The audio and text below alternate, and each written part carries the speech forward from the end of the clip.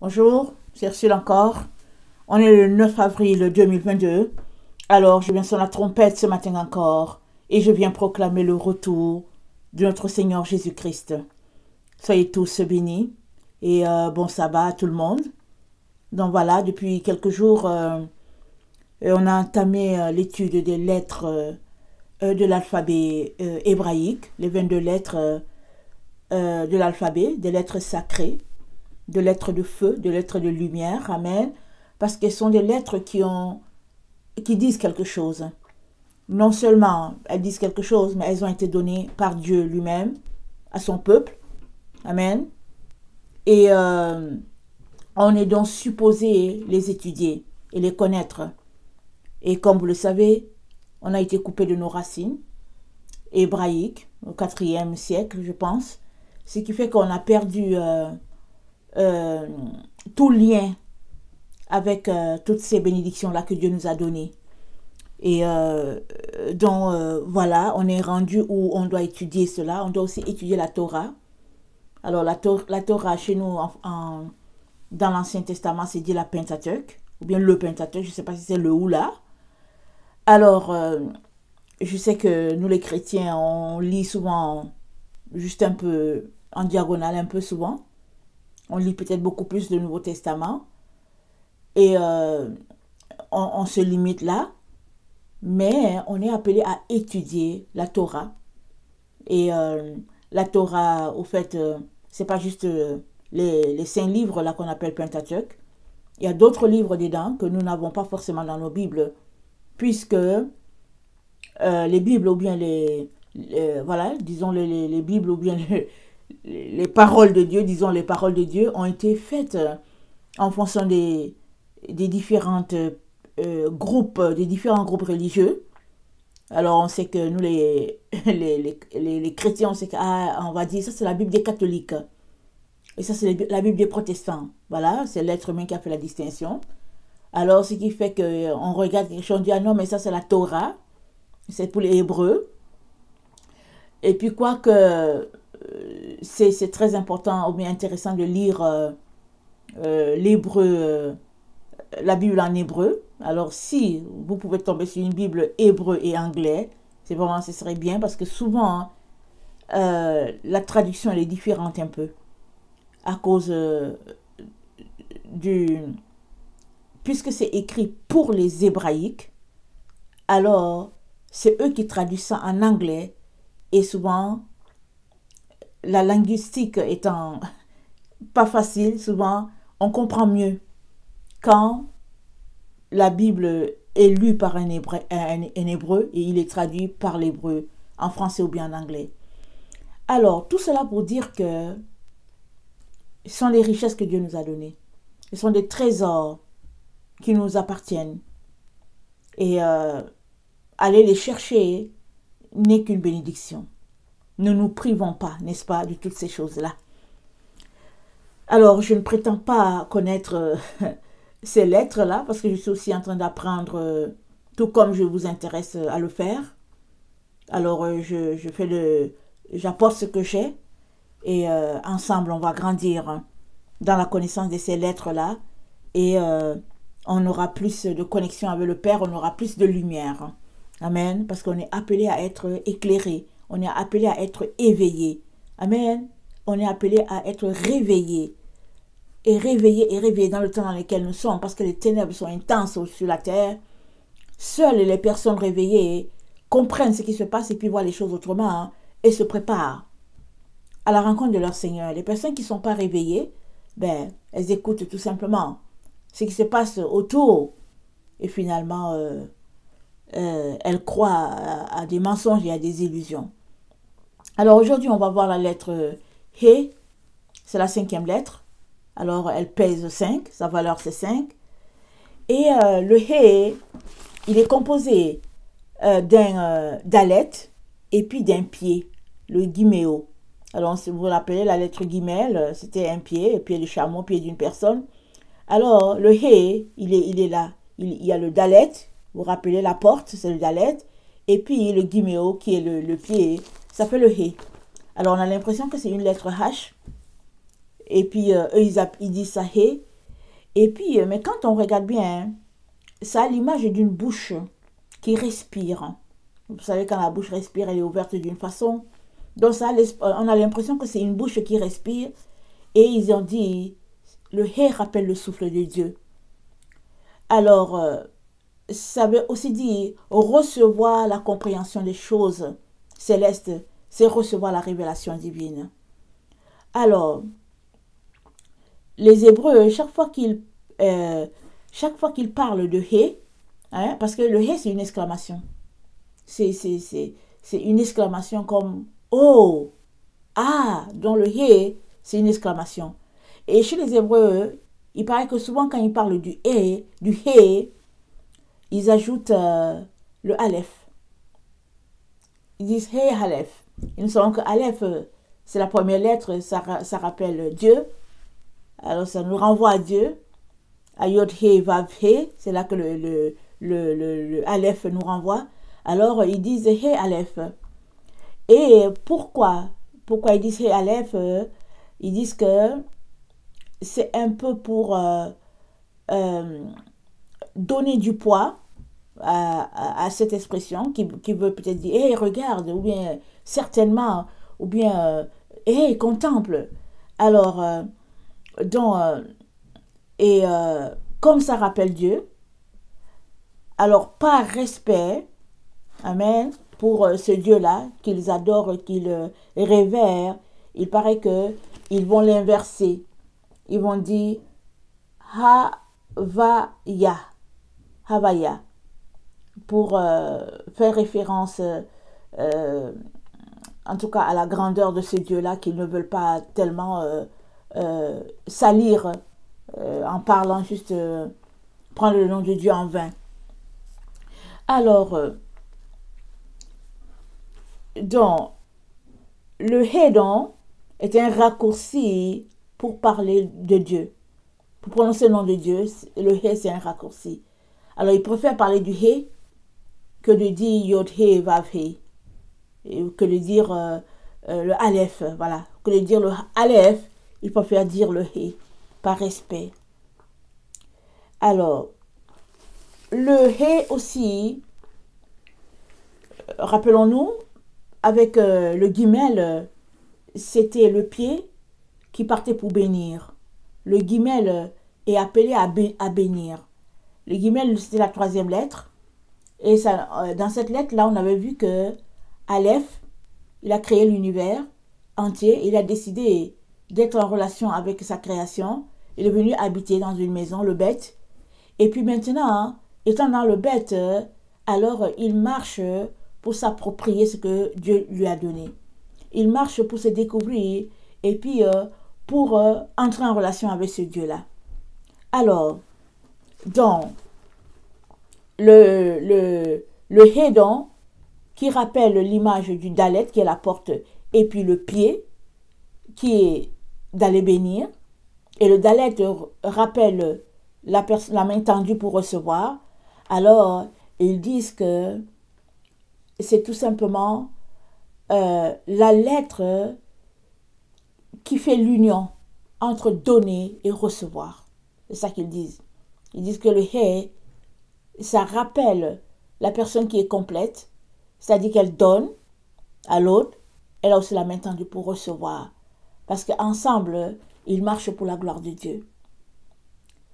Alors, le Hé, c'est l'expression et c'est la révélation de Dieu, comme on l'a dit. Parce que, on l'a dit tantôt, au lieu de dire Yod He Vav He, ils vont dire He. Ils vont parler de He, parlant de Dieu. Et ils le parlent, ils l'utilisent à l'inverse, ils disent Yahva, Yah, ça dit Dieu s'est révélé à nous. Alors, quand ils parlent de Yahva, Yah, ils font référence au He, et puis ils font référence au fait à Yod He, Vav He, le YHWH, qui rappelle Dieu et puis sa grandeur et sa puissance. Alors, le Havaya rappelle l'essence et l'être. Alors, ça renvoie au fait que le Dieu je suis, entre guillemets, puisque rappelons-nous, quand Moïse a dit, quand Moïse a vu le buisson, et il a posé des questions à Dieu. Dieu dit, quand tu vas aller voir le pharaon, tu lui dis que le Dieu qu'on appelle Je suis m'a envoyé. Alors, le Havaya rappelle le Dieu qui est Je suis. Et aussi, le He fait référence au Dieu du temps, passé, présent et futur. Alors, parce que le H rappelle Haya, le H, le passé c'est Haya, le présent c'est Owa, et puis le futur c'est Iya. Alors, donc, ils disent que tout ça c'est contenu dans la lettre He, et ce He là, donc, ça présente le Dieu du temps, qui est maître sur le temps. Alors, qui est maître sur tout l'univers qu'il a créé. Et le He aussi rappelle le souffle, la longueur et la profondeur. Rappelons-nous, on a dit que ça avait la forme d'une bouche. Alors, la bouche qui reçoit, au fait, les paroles de Dieu, la révélation de Dieu. Alors, quand la révélation sort, c'est d'abord le souffle, et ça a une profondeur donnée, selon le poids de ce que Dieu est en train de dire, et ça a une longueur donnée, parce qu'il peut parler pendant 1 minute, il peut parler pendant 20 minutes. Alors, c'est ça. C'est ça qu'il connecte avec le He. Alors, le He aussi rappelle la parole, l'action. Et donc, il y a la pensée qui est mise, et la pensée pousse celui qui l'écoute à agir. Puisque, rappelons-nous, sur le He, il y a le pied. Il y a le dalet, et puis l'autre, c'est le pied. Alors, le pied est là pour pouvoir aller en action, pour pouvoir agir. Alors, aussi, bon, on a vu déjà que le He, ça avait, le poids 5. Et dans Romains 8, 11, on va regarder ça.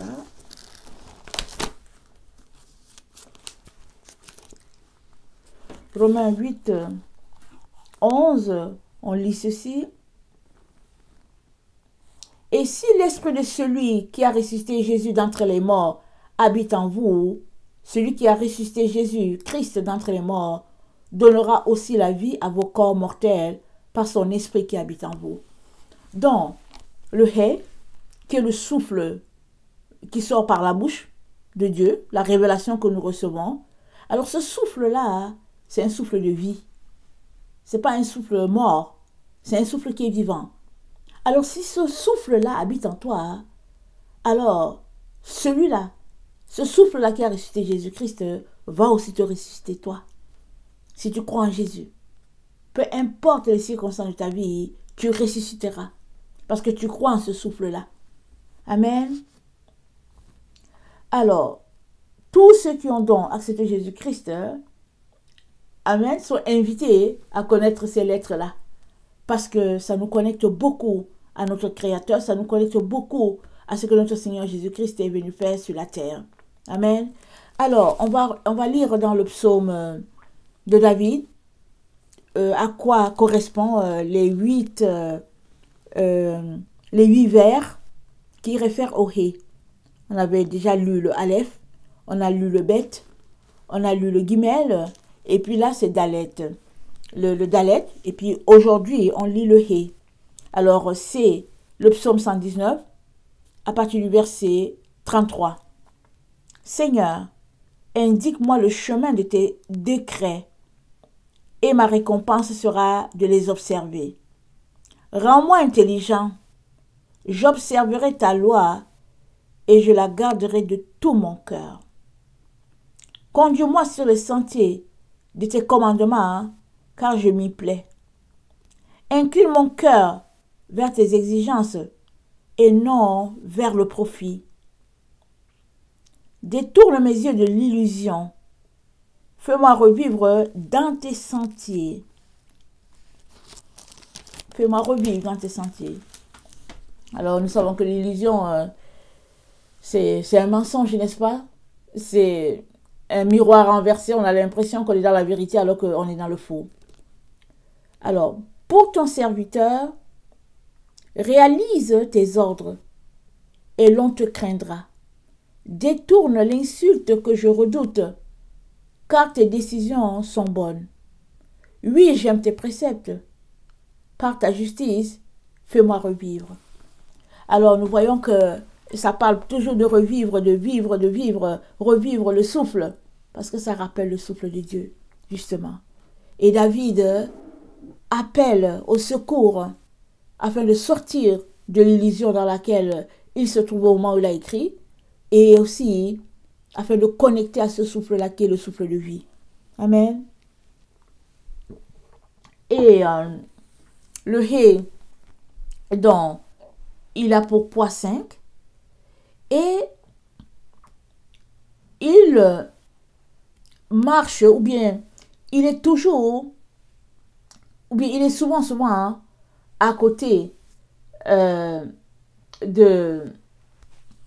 Le hé, donc, crée en nous cette dépendance-là vis-à-vis de Dieu, parce que tu as besoin du souffle de Dieu pour vivre au quotidien, et tu as besoin de son souffle, le souffle de vie, le souffle, sa parole. Tu as besoin de cela pour tenir dans ce monde dans lequel nous nous trouvons.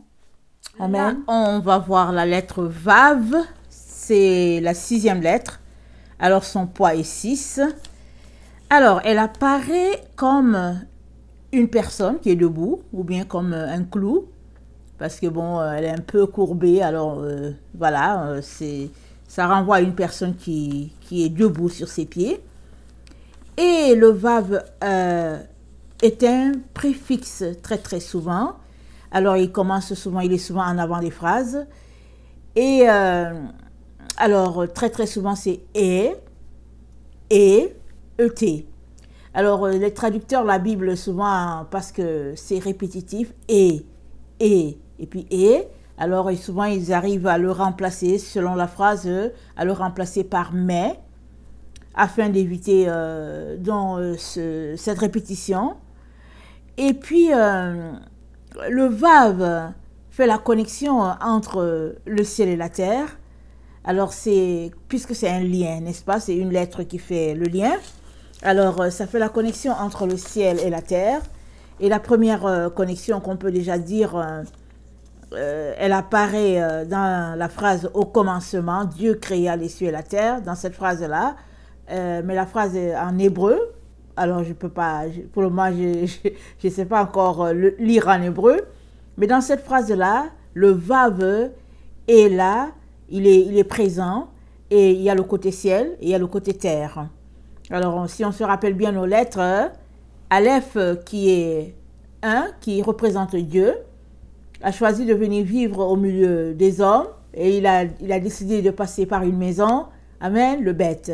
Et donc voilà, alors le Vav, c'est 6 et comme on l'a dit, ça représente un homme qui est debout et on sait que l'homme a été créé le 6e jour. Alors, et Dieu s'est reposé après avoir créé l'homme. Et donc, on a parlé aussi du fait qu'il fait penser au clou. Alors, s'il y a Dieu qui nous a aimés, n'est-ce pas, et puis qui a décidé de venir habiter au milieu de nous, amen, il a aussi décidé d'envoyer son fils. Amen. Encore vraiment beaucoup plus proche de nous. Il a envoyé son fils Jésus, qui est lui-même Dieu, et qui est venu mourir sur le bois du calvaire pour nous. Et le clou rappelle les souffrances de notre Seigneur, comment il a été cloué, en tout cas à ce bois-là. Et son sang qui a coulé nous a rachetés, a fait de nous des enfants de Dieu aussi. Amen. Comme Jésus-Christ. Amen. Et voilà la connexion encore, une connexion maintenant vraiment tangible. Et Christ, donc, après cette mort, a les mains tendues pour quiconque aimerait de lui alors il deviendra fils de Dieu, fils du Père. Donc, voilà, et ça nous rappelle aussi comment le premier Adam est tombé. Voilà, il était chair, il était la nature, la chair. Et le second Adam, qui est Jésus-Christ, il est spirituel. On va lire dans 1 Corinthiens 15, qui nous rappelle très bien l'œuvre extraordinaire de Jésus-Christ sur cette terre et surtout pour le rachat de nos âmes. Alors, 1 Corinthiens 15, le verset 45 nous dit, c'est pourquoi il est écrit, le premier homme, Adam, devint une âme vivante, le dernier Adam est devenu un esprit vivifiant. Mais ce qui est spirituel n'est pas le premier, c'est ce qui est animal. Ce qui est spirituel vient ensuite. Le premier homme tiré de la terre est terrestre, le second homme est du ciel. Tel est le terrestre, tels sont aussi les terrestres. Et tel est le céleste, tels sont aussi les célestes. Et de même que nous avons porté l'image du terrestre, nous porterons aussi l'image du céleste. Ce que je dis, frères, c'est que la chair et le sang ne peuvent hériter le royaume de Dieu, et que le royaume, et que la corruption, n'hérite pas l'incorruptibilité. Donc voilà. Alors, on est appelé à devenir comme Christ, et pour cela, nous sommes appelés à nous dépouiller de tout ce qui est corruption, afin d'avoir aussi un corps un jour glorifié, comme le corps de notre Seigneur Jésus-Christ. Amen. Alors, le Vav aussi rappelle, puisque c'est la lettre, son poids est 6, ça rappelle aussi que Dieu a créé le monde en 6 jours. Ça rappelle aussi que le 6e jour, c'est le sabbat. Amen. Un sabbat comme aujourd'hui. Alors, ça rappelle que... attendez, ça rappelle aussi son rôle. Amen. Je vais dire le Vav. Le Vav a un rôle unique, c'est que ça a la capacité d'influencer le temps. Par exemple, si on met le Vav en avant d'une phrase qui commence par le présent, alors la situation va devenir un futur. Dommage que je ne parle pas hébreu pour redonner la phrase. Alors, c'est ça. Et si le Vav est devant un verbe qui est déjà au futur, alors la phrase va se lire comme si c'était le passé. Amen. Alors, ils disent que le Vav a la force de changer le temps. Et le Vav aussi nous amène à faire une rétrospective sur notre propre vie, puisque Jésus-Christ est la connexion, n'est-ce pas? Il est venu nous connecter à Dieu le Père, et il est venu nous connecter au ciel, et il nous rappelle, le Vav, que toute connexion peut mener soit en enfer, soit au paradis. Alors, le psaume 101 nous dit, heureux celui qui ne marche pas, qui ne s'arrête pas et qui ne s'assied pas en compagnie des moqueurs. Alors, par tes amis, tu peux te retrouver être loin de Dieu, ou bien tu peux te retrouver justement connecté à ce Dieu-là. Quoique la marche avec le Père, c'est une marche solitaire. Si tu veux arriver, mais il est très important que tu saches que c'est une marche solitaire. C'est un à un avec le Seigneur Jésus-Christ. Et parce que les relations, souvent, ça nous influence négativement. C'est souvent, ça peut être positif, négativement. Alors, Jésus-Christ ne nous a pas dit de porter notre croix tous en groupe. Il a dit que chacun porte sa croix et que chacun le suive. Et nous nous rappelons, quand les disciples étaient ensemble, Jésus avait déjà été glorifié. Alors Jésus-Christ a dit à Simon, Simon, suis-moi. Et Simon-Pierre lui a dit, mais qu'adviendra-t-il de Jean? Jésus-Christ lui a dit, c'est pas tes affaires, toi, suis-moi. Question de dire, la relation de Jean avec moi, ça me regarde, entre Jean et moi. Et toi aussi, c'est entre toi et moi. Alors, très très souvent, on aime se regrouper et ça fait du bien à la chair, mais en tout cas, c'est pas toujours cela en ce qui concerne notre esprit.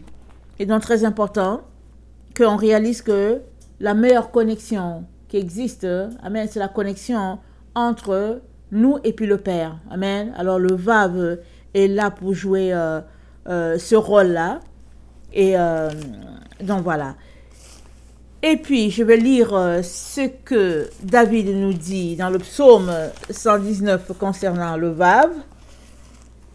Alors, David dit, « Que viennent sur moi tes bontés, Seigneur, le salut conforme à tes ordres, et j'aurai une parole pour qui m'insulte, car je compte sur ta parole.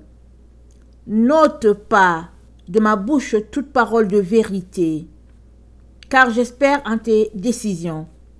Je garderai sans cesse ta loi, et à tout jamais, je marcherai à l'aise, car je recherche tes préceptes. Devant des rois, je parlerai de tes exigences, et je n'aurai pas honte. Je me délecte de tes commandements que j'aime tant. Je lève les mains vers tes commandements que j'aime tant, et je méditerai tes décrets. Amen. Alors, s'il y a une personne vraiment qui nous rappelle l'importance de la parole, l'importance de la Torah, c'est bien le prophète David, le roi David. Alors, il était prophète, il était roi, il était humble, il était l'homme selon le cœur de Dieu. Alors, pas étonnant que le Seigneur nous rappelle que David, c'est l'homme selon son cœur. Alors, il est donc très important qu'on sache que David l'a exprimé dans ses écrits. Ça dit que quand on lit les psaumes ou bien quand on se met à les chanter, on voit vraiment les paroles profondes de quelqu'un qui avait cette connexion-là avec le ciel. Et le Vav, c'est ça. C'est là pour faire la connexion avec le ciel. Et David connaissait le Père. Il connaissait. Il savait même que il y avait quelqu'un qui viendrait plus tard, parce qu'il a dit, le Seigneur a dit à mon Seigneur, assois-toi à ma droite jusqu'à ce que je fasse de tes ennemis ton marchepied. Alors David était vraiment connecté, et le Vav est là pour nous connecter vraiment au ciel. Amen. Alors, donc, on va passer à l'autre point. Le Vav aussi, c'est une lettre qui fait les connexions. Alors, par exemple, si le Vav est devant ou bien en avant d'une lettre, alors, suppose que tu es en train de dire une phrase dans le présent et que le Vav se retrouve là, alors ta phrase, ça va s'accomplir dans le futur. La phrase va se changer. Ça va devenir une phrase du futur. Et si ce Vav était, par exemple, déjà au futur, si ta phrase dans le Vav, tu le lisais déjà dans le futur, alors tu dois comprendre donc que en lisant cette phrase-là, qui est dite, va se passer au futur, alors en lisant la phrase, tu vas comprendre que l'action est déjà passée. Alors c'est ça un peu. Alors ils disent donc que le Vav a le pouvoir de changer le temps. Alors c'est une lettre qui amène l'être humain à faire une rétrospective sur sa propre personne, puisque c'est une lettre qui parle de connexion. Avec le Vav, il y a la connexion entre au fait, le ciel et la terre. Alors, quand le ciel visite la terre, c'est la gloire de Dieu, n'est-ce pas? Alors, c'est la lumière de Dieu, parce que la lumière vient dans les ténèbres. Alors, donc, le Vav ayant cette force-là, de faire la connexion entre deux mondes, alors à toi de regarder si toutes tes connexions sont des bonnes connexions pour toi. Et ça nous renvoie au psaume 1. Le psaume 1 qui dit « Heureux celui qui ne marche pas, celui qui ne s'arrête pas et celui qui ne s'assied pas. » Alors, tu commences à marcher avec quelqu'un de mauvais comportement, et tu t'arrêtes, après tu t'assois, et finalement cette personne te corrompt, et finalement ta vie est détruite à tout jamais. Il est donc très important de regarder nos différentes connexions, si c'est des bonnes connexions ou pas, et puis de changer. Même si cela nécessite qu'on va perdre nos amis, nos relations, la connexion avec Dieu, c'est la meilleure. C'est la chose que tout un chacun devrait avoir, que tout un chacun devrait garder. Alors, donc, une mauvaise connexion va bloquer ta vie à tout jamais, alors qu'une bonne envoie le flot. Et le verbe donc renvoie à cette espérance-là de ce Dieu en nous qui va nous changer, qui va nous transformer. Amen. Alors, je vais lire ce que David a dit dans le psaume 119 à partir du verset 41. C'est le verset 41 à 48. Alors, le roi David, oui, qui a écrit le psaume, il dit « Que viennent sur moi tes bontés, Seigneur, le salut conforme à tes ordres, et j'aurai une parole pour qui m'insulte, car je compte sur ta parole. N'ôte pas de ma bouche toute parole de vérité, car j'espère en tes décisions. Je garderai sans cesse ta loi, et à tout jamais. Je marcherai à l'aise, car je recherche tes préceptes. Devant des rois, je parlerai de tes exigences, et je n'aurai pas honte. Je me délecte de tes commandements, que j'aime tant. Je lève les mains vers tes commandements, que j'aime tant, et je méditerai tes décrets. Amen. Appelez donc à tous les jours à entrer dans cette connexion-là avec Dieu, puisque c'est lui d'abord qui a fait le pas vers nous. Lui qui est Dieu, il a décidé d'avoir une maison sur la terre. Et de la maison qui est la terre, il a choisi la maison, l'individu qui est toi et moi. Et à nous de dégager de l'espace pour le recevoir, à nous de bâtir cette intimité-là. Parce qu'il peut être là à tous les jours, mais c'est comme s'il n'était pas là, parce qu'on n'a pas de connexion avec lui. Alors, l'apôtre Jacques dit de s'approcher de Dieu et il s'approchera de nous. Alors, il est en train de parler dans la dimension de quelqu'un, au fait, qui a déjà ce Dieu-là à côté. Puisque c'est Dieu qui s'est approché de nous. Alors, Jacques le sait très bien et il nous dit, approchez-vous de Dieu et il s'approchera de vous. Et tant que nous gardons nos réserves, soit parce que, pour une raison X, tant que nous sommes réservés vis-à-vis de ce Dieu-là, alors cette connexion ne va pas se faire. Et le psaume 127, c'est avec ça que je vais terminer. Le psaume 127 dit, si le Seigneur ne bâtit la maison, les bâtisseurs travaillent en vain. Si le Seigneur ne garde la ville veille pour rien. Rien ne sert de vous lever tôt, de retarder votre repos, de manger un pain pétri de peine. À son ami qui dort, il donnera tout autant. Mais oui, des fils sont la part que donne le Seigneur, et la progéniture un salaire. Telles des flèches aux mains d'un guerrier, tels sont les fils de votre jeunesse. Heureux l'homme qui en a rempli son carquois. Il ne perdra pas la face s'il doit affronter l'adversaire aux portes de la ville. Alors, cette dernière partie, bon, elle n'est pas, je ne veux pas la citer, mais je cite où c'est dit, si le Seigneur ne bâtit une maison, les bâtisseurs travaillent en vain. Ta maison là, qui est le temple du Saint-Esprit là, a besoin d'être bâtie par Dieu. Tu as besoin de recevoir le Saint-Esprit en toi. Et une fois le Saint-Esprit en toi, ta maison sera bâtie selon le standing de Dieu. Parce que Jésus-Christ a dit quoi? Il a dit, je vais vous donner un autre consolateur. Le Saint-Esprit, il est un autre Jésus. Il est comme Jésus, il est un autre. Mais il n'est pas physique dans une personne, parce que ça n'allait pas suffire, n'est-ce pas? Jésus-Christ a dit, il vous est avantageux que je parte. Parce que l'autre qui est au Togo, il a le Saint-Esprit. L'autre qui est au Danemark, il a le Saint-Esprit. L'autre qui est en Israël, il a le Saint-Esprit. Peu importe où nous nous trouvons, le Saint-Esprit a cette capacité-là d'être partout. Comparé à quand c'était Jésus-Christ, l'être physique. Alors, toi et moi sommes vraiment appelés par notre Père à bâtir notre connexion. Et ce ne sont que des maisons habitées par la présence de Dieu qui pourront être transformées à la gloire de Dieu. Ce n'est que dans ces maisons-là que le Saint-Esprit habitera pleinement. Et ce sont ces maisons-là qui verront leur corps corruptible se transformer en un corps incorruptible. Amen. Alors je viens nous encourager tous à